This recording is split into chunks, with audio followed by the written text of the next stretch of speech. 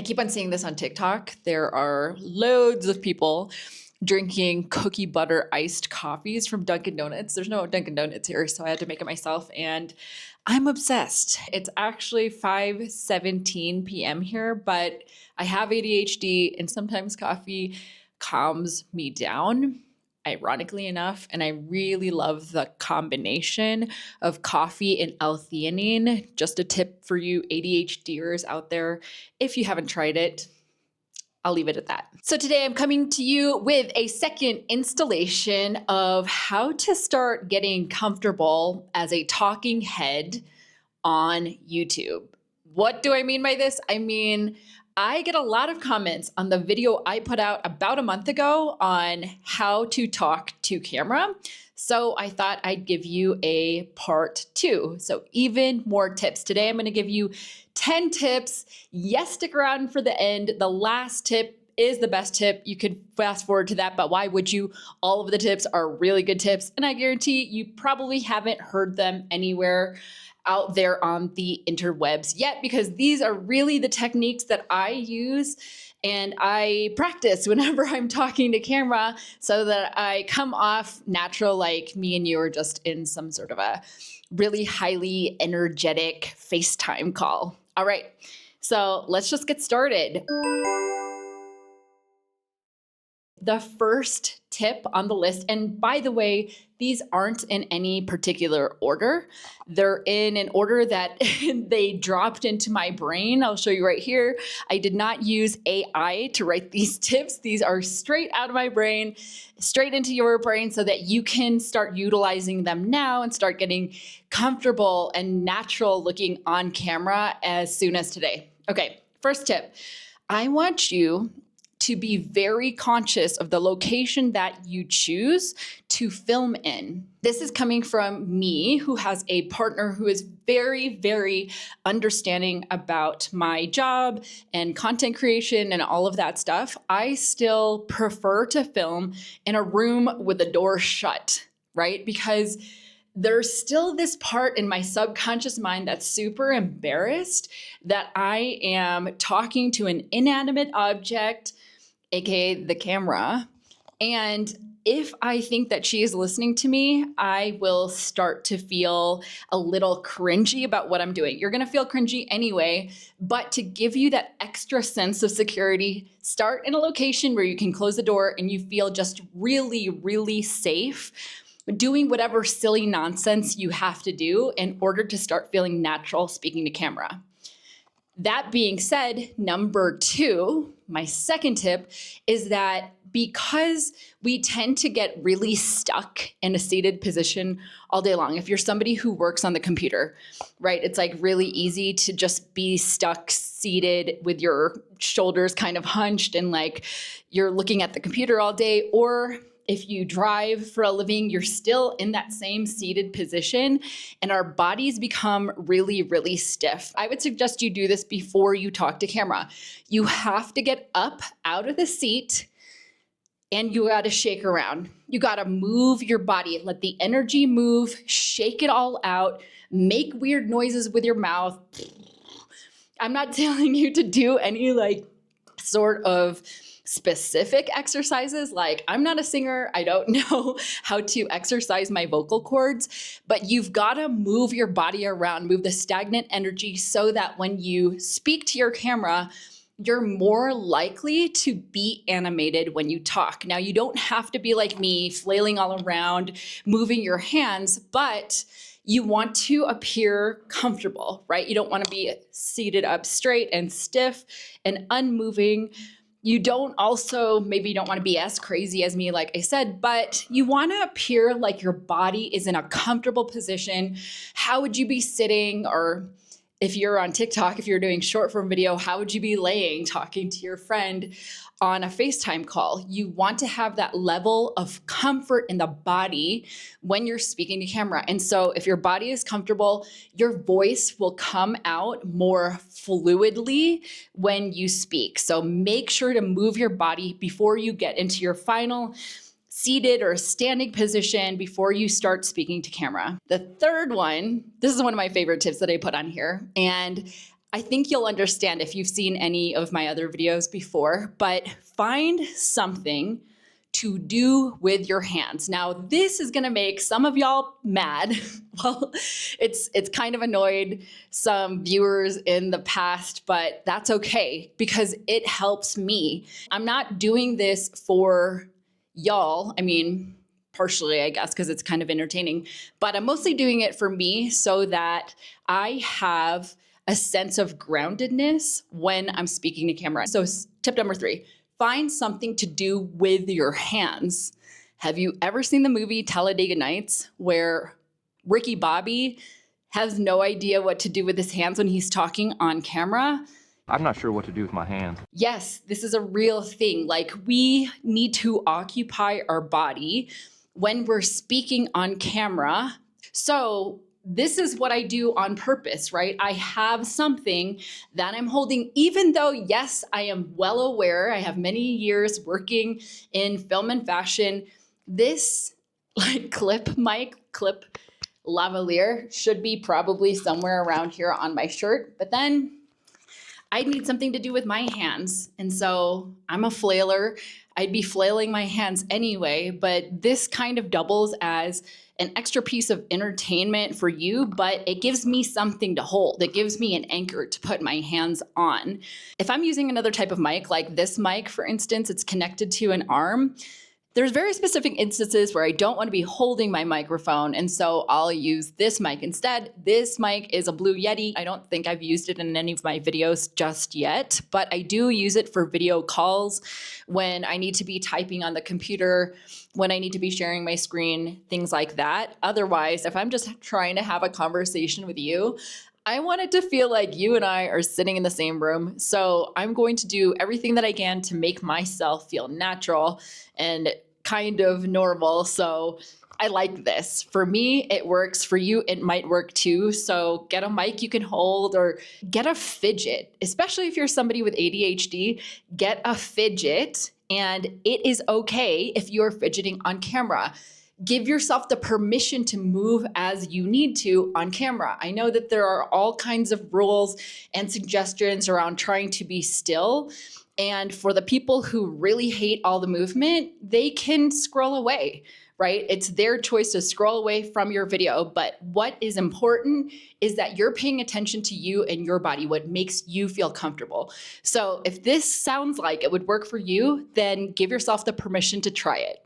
Hey, Editing Jen here. I'm just popping in to let you know that if you're looking for more customized support on your personal brand or your YouTube growth journey, I'm now offering one-on-one consulting sessions, and you can find the link to book down in the description box below. Number 4 might be a bit of a hot take, okay? Because there are like YouTube gurus out there who are going to tell you the exact opposite of what I'm about to tell you. I didn't even realize I had done this until I was talking to a friend about it earlier this week.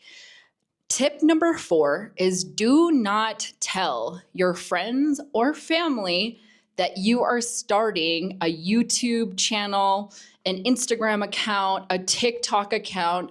Don't tell your friends and family about your social media and your content creation until you feel so confident that it doesn't matter what they say about the content you've created.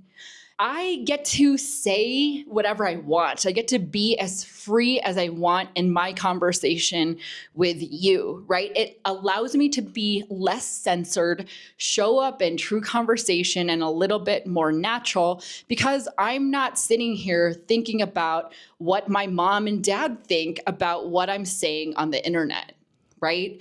You don't need your friends and family to spread around to their friends that you're putting out videos on YouTube and they should help you spread the word. Let YouTube do what YouTube does. Allow YouTube to show your videos to the audience that it thinks would appreciate those videos and subscribe to your channel.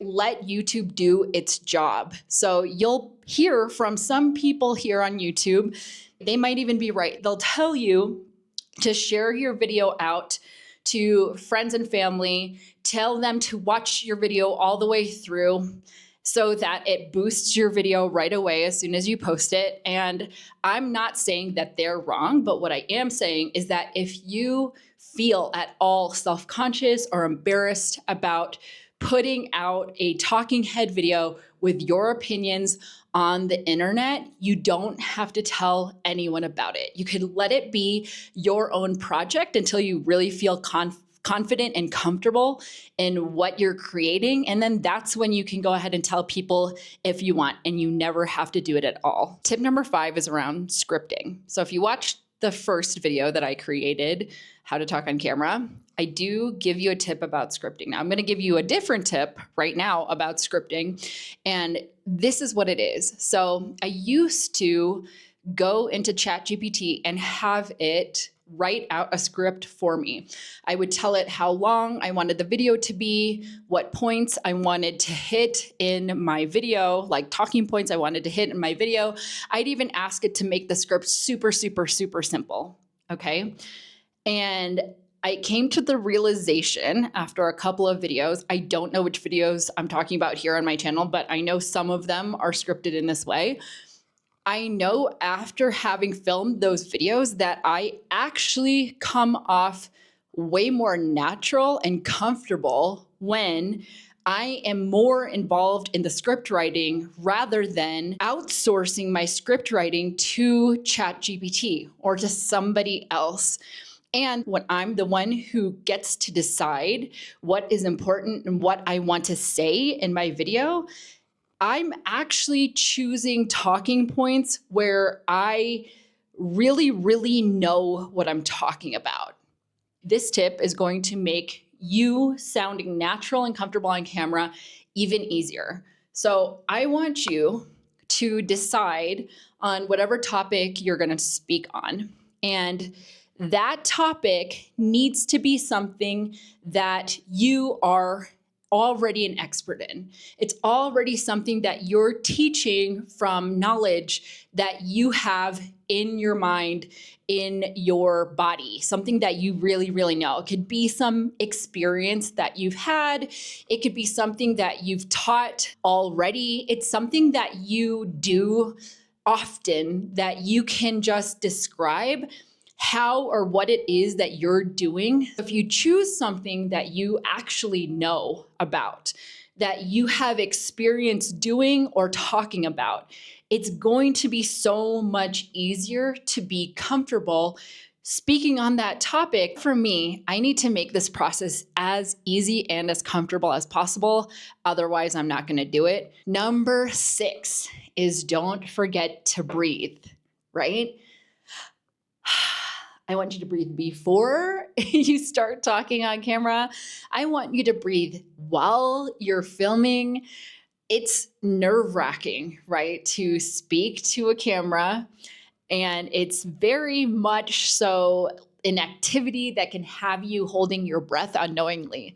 So I want you to just remember to breathe, because when you breathe, especially when you exhale, your body tends to relax. And I can tell when I'm getting excited that I tense up and my shoulders start to rise and all of my movement is up here. But when I remember to breathe, right, everything just drops back down. I feel more comfortable, and I know that energy gets transferred through the camera. So you probably get more comfortable too. Actually, can you notice yourself, like when I get excited, do you get excited with me? And when I get a little bit more calm and laid back and comfortable, do you do the same thing while you're watching?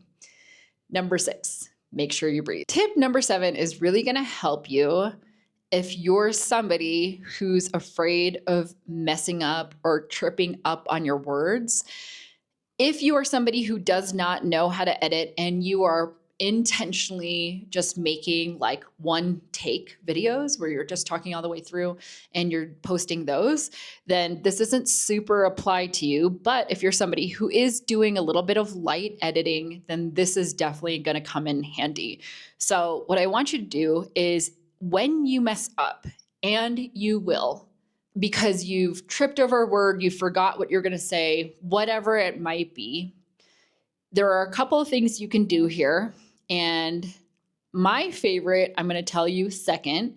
So the first thing you can do as soon as you've realized you've messed up is stop, like pause, and then clap, like do a loud clap, and then start talking over again. Now, I kind of like this, and when I'm filming, a lot of the time I forget to clap.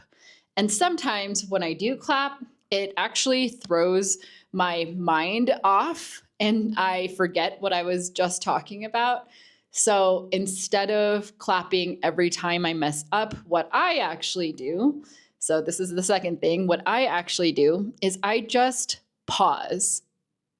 And what happens in the editing process, depending on which editor you're using, you'll see the waveform just go flat. And so you'll know that that pause was there for a reason. It'll be really easy to cut out the mess up.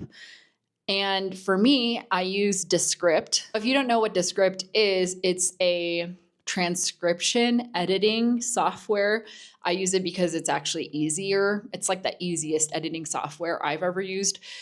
I just find the place in the transcript that has like a bunch of little dots, and that's the part that I end up cutting out.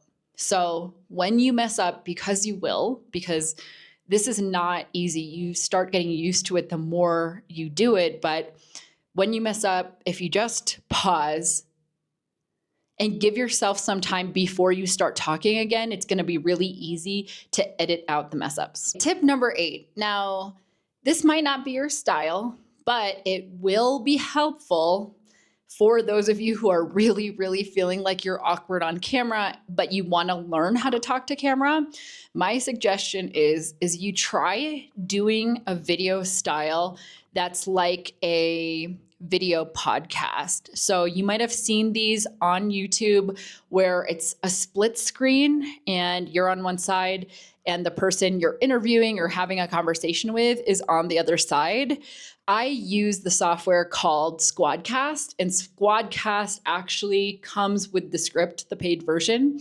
And so what it does is it allows you to each record locally so that the sound quality is great on those videos that you can post. The reason I'm suggesting that you might want to try a video podcast style of video is that we are usually much more natural when we're in conversation with an actual other human.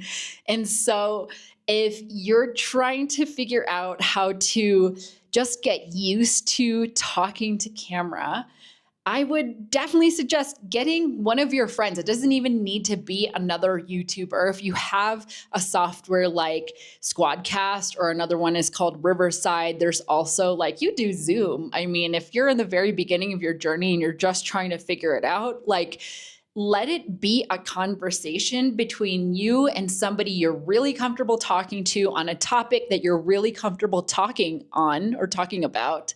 And do a podcast style video, right? Like, that'll let you start to become aware of what your body feels like when it is comfortable and how you want to set yourself up and what you want to have in your mind as you're speaking. A tip that I gave in the last video that I did was always picture somebody or have somebody in your mind that you're speaking to when you're speaking to camera, because it'll create a connection with your viewer, something similar to a video phone call that you might have with a friend. Because if we have it in our mind that we're actually talking to someone, and I said in that video to print out a picture of a loved one, your best friend, your sister, whoever you feel close to, and prop it up near your camera so that it feels like you're having an actual conversation. There are 2 tips left.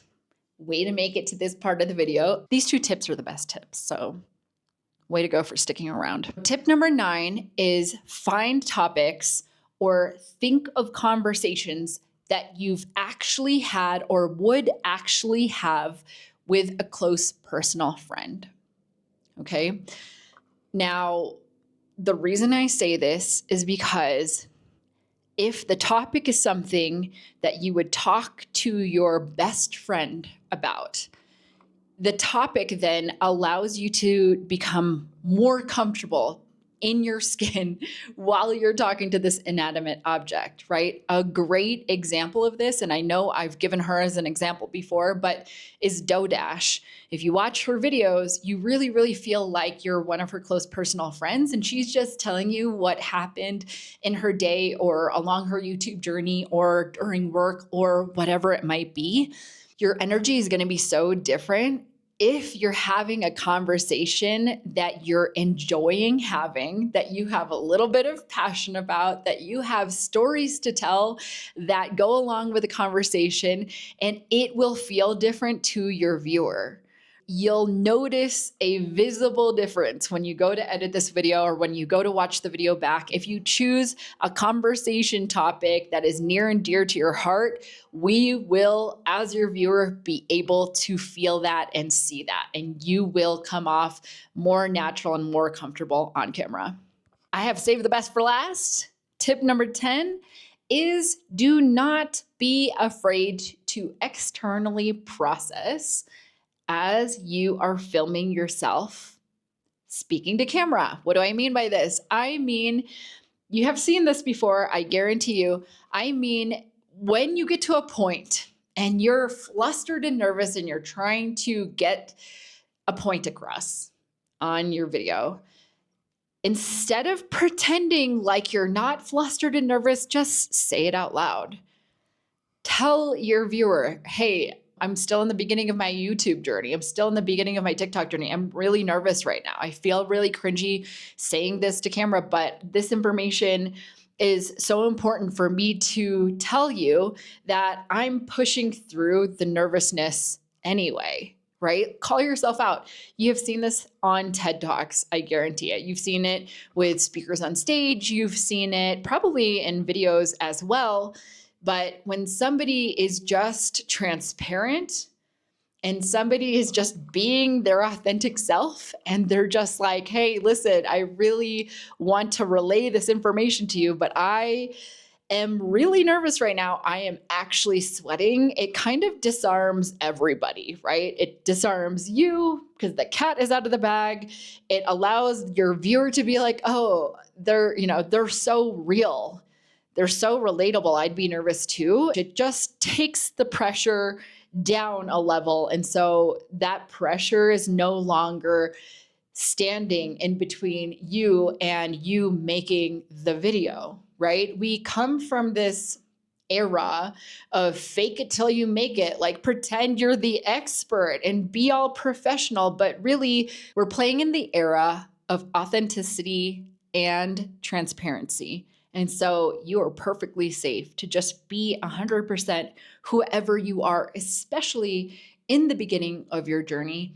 So be transparent. Don't be afraid to process on camera, and you can always edit that part out. You never have to leave it in there. Sometimes it just takes you admitting it and saying it out loud, processing out loud for you to become okay with whatever state you're in when you start filming your videos. Please let me know in the comments how you feel after hearing all of these suggestions, and I'm looking forward to seeing you in the next one.